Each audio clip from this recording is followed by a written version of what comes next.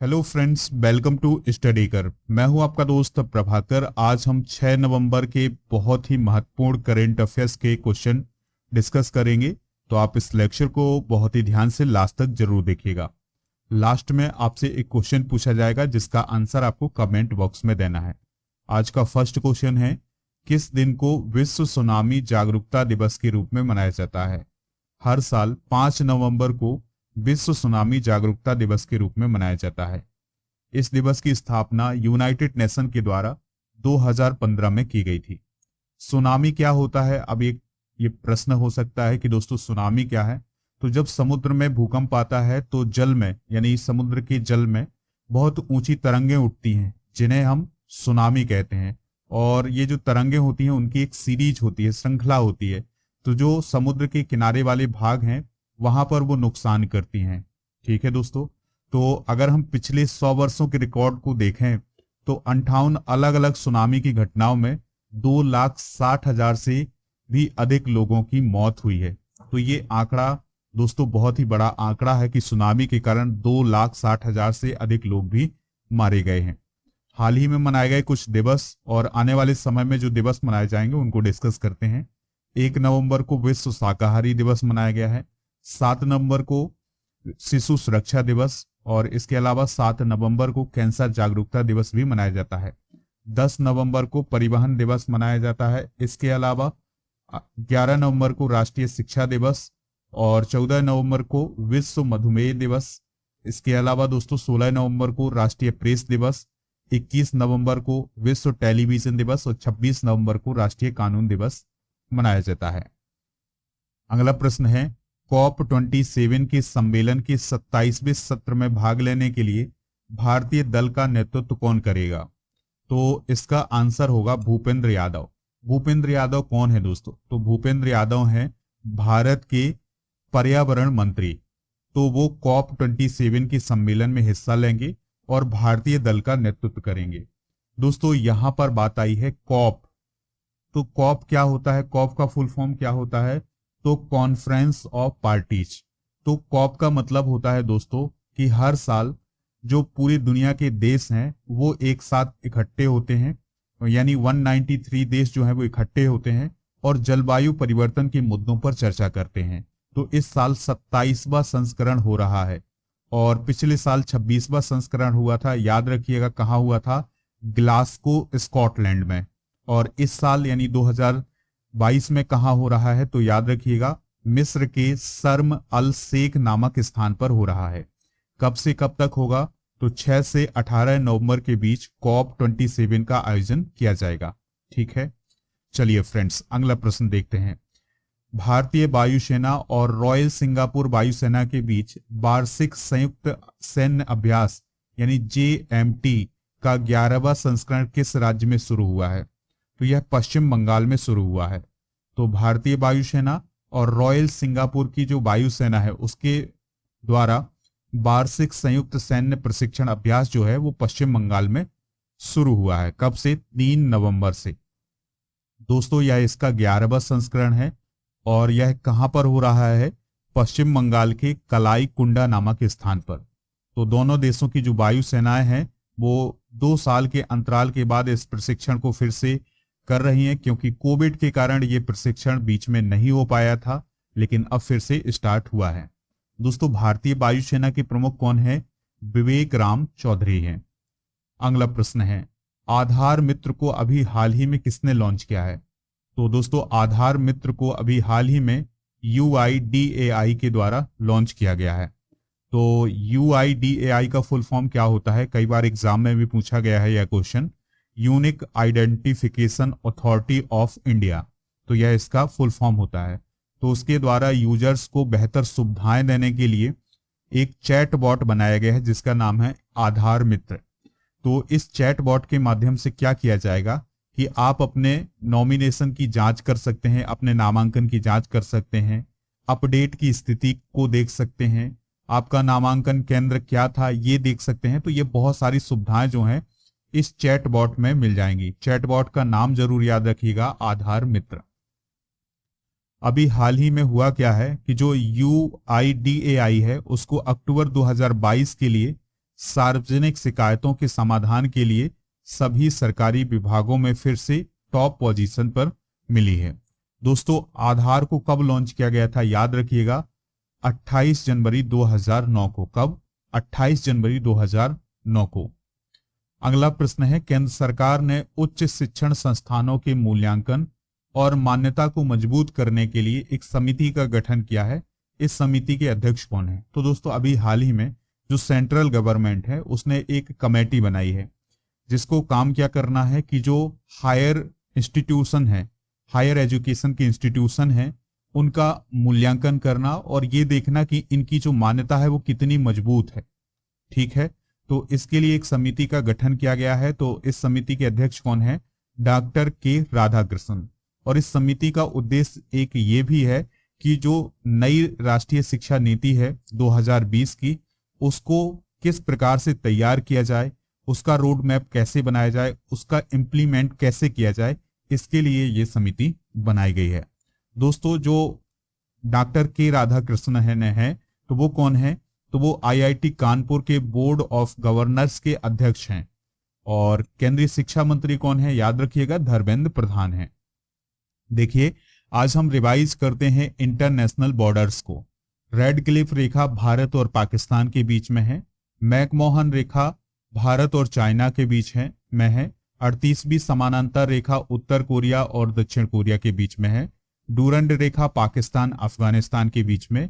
Hindenburg रेखा Poland Germany के बीच में। मैग्नीनाट रेखा Germany France के बीच में। मैनरहीन रेखा रूस फिनलैंड के बीच में। नीली रेखा इजराइल लेबनान के बीच में। 17वीं समानांतर रेखा उत्तरी वियतनाम और दक्षिणी वियतनाम के बीच में। और 20वीं समानांतर रेखा लीबिया सूडान के बीच में है। तो ये कुछ इंपॉर्टेंट इंटरनेशनल बॉर्डर्स हैं, एग्जाम में पूछे जाते हैं, तो इनको आप नोट करिएगा। अगर आप इस वीडियो का पीडीएफ प्राप्त करना चाहते हैं तो वो मिलेगा आपको हमारे एप्लीकेशन पर। एप्लीकेशन का लिंक आपको डिस्क्रिप्शन में दिया गया है, तो वहां से आप एप्लीकेशन को डाउनलोड कर लें। इसके बाद आप स्टडी मटेरियल पर जाएंगे तो आपको इसका पीडीएफ मिल जाएगा। अगला प्रश्न है, सैयद मुश्ताक अली ट्रॉफी 2022 को किसने जीता है? वेरी वेरी इंपॉर्टेंट क्वेश्चन है, हर एक एग्जाम में पूछा जाएगा ये क्वेश्चन।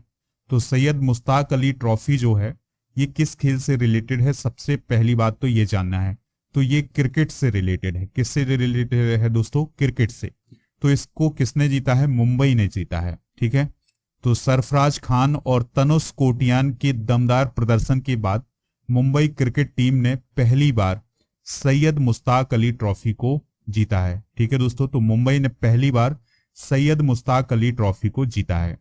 5 नवंबर 2022 को कोलकाता के ईडन गार्डन में फाइनल मैच खेला गया था मुंबई और हिमाचल प्रदेश के बीच में। तो मुंबई ने हिमाचल प्रदेश को 3 विकेट से हरा दिया और इस प्रकार से मुंबई ने पहली बार सैयद मुश्ताक अली ट्रॉफी को जीता है। दोस्तों, जो मुंबई टीम के कप्तान थे वो कौन थे? अजिंक्य रहाणे। तो अजिंक्य रहाणे ने टॉस जीता था और हिमाचल प्रदेश को पहले बल्लेबाजी करने का न्योता दिया था। तो हिमाचल प्रदेश की टीम ने 20 ओवर में 8 विकेट पर 143 रन बनाए और जो मुंबई की टीम थी उसने 7 विकेट के नुकसान पर 146 रन का स्कोर किया, लक्ष्य को हासिल किया और मुंबई ने हिमाचल प्रदेश को 3 विकेट से हरा दिया। देखिए, जो तनुष कोटिया हैं उन्हें प्लेयर ऑफ द मैच घोषित किया गया है। अगर हम बात करें सैयद मुश्ताक अली ट्रॉफी की, तो सैयद मुश्ताक अली ट्रॉफी का आयोजन बीसीसीआई यानी board of control for cricket in India के द्वारा किया जाता है। याद रखिएगा, बीसीसीआई के नए अध्यक्ष बने हैं रोजर बिन्नी, उनको याद रखना है जरूर। तो यह एक प्रमुख घरेलू T20 क्रिकेट टूर्नामेंट है, यानी सैयद मुश्ताक अली ट्रॉफी जो है ये T20 क्रिकेट टूर्नामेंट है जिसे 2006-07 के सीजन में शुरू किया गया था। शुरुआत में इसे T20 इंटर स्टेट चैंपियनशिप का नाम दिया गया था, लेकिन बाद में इसका नाम बदल करके सैयद मुश्ताक अली ट्रॉफी कर दिया गया था। दोस्तों, तमिलनाडु ने सबसे अधिक बार यानी 3 बार इस ट्रॉफी को जीता है। अगला प्रश्न है, 21वीं एशियाई स्क्वैश टीम चैंपियनशिप 2022 को किसने जीता है? तो भारत ने जीता है। दोस्तों, सौरभ घोषाल के नेतृत्व में भारतीय पुरुष स्क्वैश टीम ने 21वीं एशियाई स्क्वैश टीम चैंपियनशिप 2022 में अपना पहला खिताब जीता है। इससे पहले भारतीय टीम फाइनल में 3 बार हार चुकी थी, लेकिन अंत में उन्होंने अपने चौथे फाइनल में यह खिताब जीत लिया है। दोस्तों, जो 21वीं एशियाई स्क्वैश टीम चैंपियनशिप है, इसका आयोजन कहाँ किया गया था? 31 अक्टूबर से 4 नवंबर के बीच साउथ कोरिया के शहर चियोगजू में किया गया था। दोस्तों, भारतीय पुरुष टीम ने कुवैत को 2-0 से हराया और इसके बाद तीसरा स्थान किसने हासिल किया है? हांगकांग और मलेशिया ने। पहला स्थान इंडिया ने, पुरुषों की बात करें अगर हम तो, और दूसरा स्थान कुवैत ने, तीसरा स्थान हांगकांग और मलेशिया ने हासिल किया है। अगर हम बात करें महिला टीम की, तो महिला टीम में जो हांगकांग है उसने खिताब जीता है मलेशिया को हरा करके। और एशियाई स्क्वैश फेडरेशन की बात करें दोस्तों, तो यह एशिया के स्क्वैश का एक गवर्निंग बॉडी है। इसकी स्थापना 1980 में कराची, पाकिस्तान की एक बैठक में की गई थी। इसके सदस्य देश 24 हैं। इसका मुख्यालय कुआलालंपुर, मलेशिया में है और इसके प्रेसिडेंट हैं डेविड वाई मुई, जो कि कहाँ के हैं? हांगकांग के हैं। अगला प्रश्न है, अडानी न्यू इंडस्ट्रीज ने भारत का सबसे बड़ा विंड टरबाइन किस राज्य में स्थापित किया है? तो यह गुजरात में स्थापित किया है। अब सबसे पहले ये विंड टरबाइन समझ लीजिएगा। पवन चक्की देखिए आपने, ये पूरा जो ये आपको दिख रहा है, ये क्या है? विंड टरबाइन है। तो सबसे ऊंचा, सबसे बड़ा विंड टरबाइन कहां पर स्थापित किया गया है? अडानी न्यू इंडस्ट्रीज के द्वारा। तो ये स्थापित किया गया है गुजरात में। और गुजरात में दोस्तों क्या है? Statue of unity. इसकी ऊंचाई कितनी है? 182 मीटर। लेकिन ये जो टरबाइन स्थापित किया गया है, इसकी जो ऊंचाई है वो है 200 मीटर। यानी जो ये टरबाइन है वो स्टैचू ऑफ यूनिटी से भी बड़ा है। ठीक है। और इस टरबाइन के माध्यम से 5.2 मेगावाट बिजली का उत्पादन किया जाएगा, जो कि 4000 घरों को बिजली मुहैया करा सकता है। ठीक है। तो दोस्तों, आपको याद रखना है, अडानी न्यू इंडस्ट्रीज के द्वारा भारत का सबसे बड़ा विंड टरबाइन गुजरात में स्थापित किया गया है। अगला प्रश्न है, G20 धार्मिक मंच की अध्यक्षता किस देश को सौंपी गई है? तो दोस्तों, अभी हाल ही में G20 धार्मिक मंच की जो अध्यक्षता है वो भारत को सौंपी गई है। अब हुआ क्या है, G20 शिखर सम्मेलन जो है वो कहां पर आयोजित हुआ है इस साल, यानी 2022 में। तो ये आयोजित हुआ है कहां पर? इंडोनेशिया में। और इस बार पहली बार ऐसा हुआ है कि एक धार्मिक मंच बनाया गया है जिसमें धार्मिक मुद्दों पर बात की गई है। तो अब ये अध्यक्षता जो है किसको सौंपी गई है? भारत को। और 2023 में भारत में G20 शिखर सम्मेलन होने वाला है, तो अब धार्मिक मंच भी यहीं पर आयोजित किया जाएगा। तो इस प्रकार से G20 धार्मिक मंच की जो अध्यक्षता है वो भारत को सौंपी गई है। अगला प्रश्न है, ट्रैक एशिया कप 2022 की मेजबानी भारत का कौन सा राज्य करेगा? तो यह केरल करेगा। तो ट्रैक एशिया कप 2022 की मेजबानी कौन करेगा? केरल करेगा। तो दोस्तों, प्रमुख साइकिलिंग प्रतियोगिताओं में से एक प्रतियोगिता है ट्रैक एशिया कप। तो इसका आयोजन 25 नवंबर से 28 नवंबर तक केरल में किया जाएगा और इस आयोजन में 25 से अधिक जो एशियन कंट्रीज हैं वो शामिल होंगी और इसमें 200 से अधिक साइकिल चालक जो हैं वो शामिल होने वाले हैं। दोस्तों, यह इतिहास में पहली बार ऐसा हो रहा है कि इसका आयोजन दिल्ली के बाहर आयोजन हो रहा है। ठीक है। अभी तक जितने भी ट्रैक एशिया कप हुए हैं वो दिल्ली में ही आयोजित हुए हैं और अब कहां पर हो रहा है? ये केरल में हो रहा है। यानी कि जितने भी इंडिया में हुए हैं ट्रैक एशिया कप, उनमें से दिल्ली में ही हुआ करते थे, लेकिन इतिहास में पहली बार ऐसा हो रहा है कि ये केरल में आयोजित किया जा रहा है। दोस्तों, अब आपसे एक क्वेश्चन पूछा जा रहा है जिसका आंसर आपको कमेंट बॉक्स में देना है। COP27 का आयोजन किस देश में हो रहा है? रूस, फ्रांस, भारत या मिस्र? जो भी इसका राइट आंसर हो उसका जवाब आप कमेंट बॉक्स में दीजिएगा। ऐप को डाउनलोड कर लें और डाउनलोड करने के बाद स्टडी मटेरियल पर जाएंगे तो आपको PDF मिल जाएगा डेली करंट अफेयर्स का। इसके अलावा ऐप पर मंथली करंट अफेयर्स और जो भी इंपॉर्टेंट PDF हैं वो सभी उपलब्ध हैं, तो आप जरूर डाउनलोड करें इन PDF को। लेक्चर पसंद आया हो तो लाइक करें, शेयर करें सभी दोस्तों को सभी सोशल मीडिया प्लेटफॉर्म पर। जय हिंद, वंदे मातरम।